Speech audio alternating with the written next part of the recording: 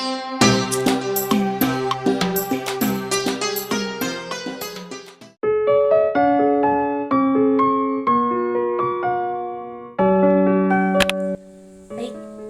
Bismillahirrahmanirrahim. Assalamualaikum warahmatullahi wabarakatuh.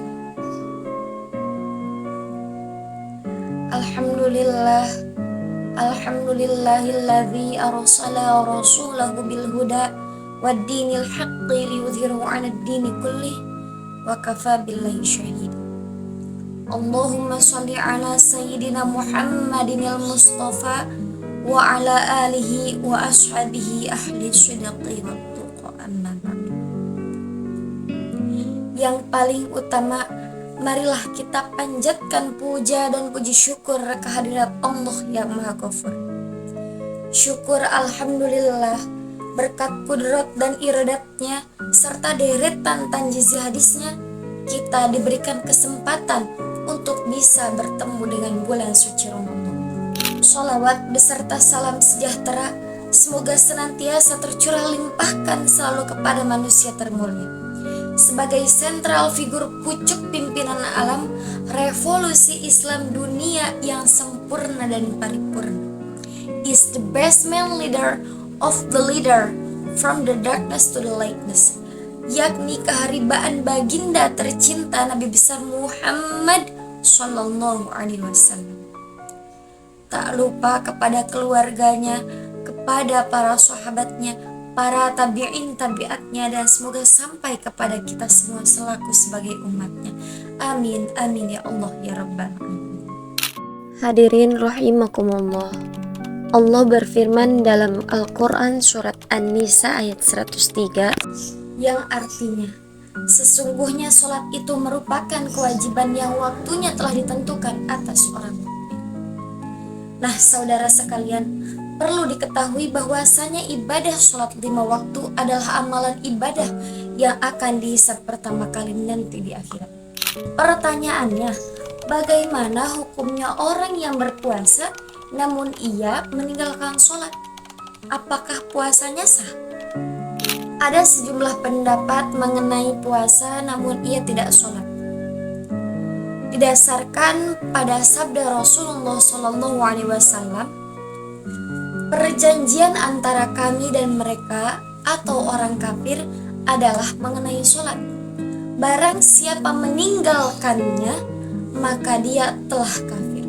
Hadis riwayat An-Nasa'i, Tirmizi, Ibnu Majah, dan Ahmad. Pendapat yang menyatakan bahwa meninggalkan sholat termasuk suatu kekafiran merupakan pendapat mayoritas sahabat Nabi.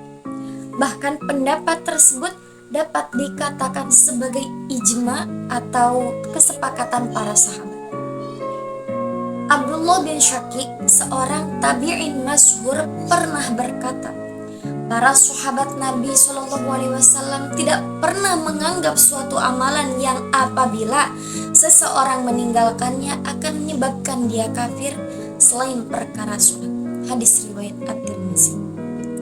Oleh karena itu, hukum puasa bagi orang yang meninggalkan sholat akan sia-sia ibadah puasa yang ia kerjakan. Lalu timbul pertanyaan, mengapa orang yang tidak melaksanakan sholat disebut kafir? Bahkan Imam Syafi'i pun mengatakan, kalau ia tidak sholat, dia meninggal, jangan kau sholat. Kenapa sebenarnya itu? Baik, orang tidak berpuasa masih Islam, orang tidak berzakat masih Islam, orang tidak naik haji masih Islam. Tetapi kenapa jika orang tidak sholat disebut kafir? Karena puncak penghambaan diri, deklarasi bahwa saya hamba, itu di dalam sholat.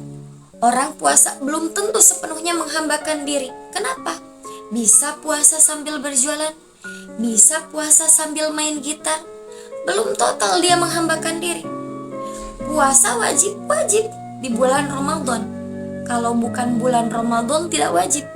Tapi bahkan di bulan Ramadan sekalipun, jika kita sedang ada kendala, bisa diqadha atau dengan fidyah. Orang haji pun masih bisa bikin kegiatan lain. Bahkan ketika haji, kita boleh bersentuhan. Suami dan istri boleh rangkul-rangkulan. Haji wajib bagi orang yang mampu. Ketika berzakat, kita bisa berbisnis. Tapi ketika sholat, semua kegiatan dunia terhentikan. Lahir batin, kita menghambakan diri semua. Berlaku, kita mesti berdiri. Bahkan Allah Maha Asih, Maha Penyayang, tidak bisa berdiri duduk, tidak bisa duduk berbaring, tidak mampu berbaring isyarat, tidak mampu isyarat berkedip selama masih sadar, tidak mampu berkedip disolatkan. Kenapa? Karena sudah selesai. Makanya dikatakan orang tidak sholat kafir. Kenapa? Karena disitulah puncak pengakuan kita, ya Allah, saya hamba Engkau Tuhan. Maka dari itu, sholat adalah satu-satunya ibadah yang tidak boleh terlewatkan, apalagi secara disengaja. Engkau berpikir, tahu sholat, tahu, mendengar azan, mendengar. Lalu kenapa tidak sholat? Alasannya hanya karena tidak mau. Itulah makna kafir yang tertera.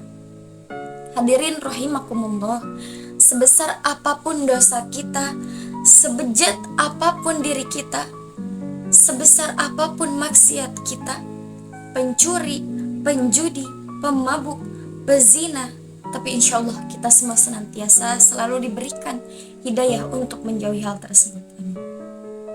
Baik, pada intinya, sebesar apapun dosa kita, tetaplah sholat. Tapi ada lagi nih pertanyaan. Loh, katanya kalau kita ahli maksiat, ibadahnya tidak akan diterima oleh Allah Subhanahu wa Ta'ala.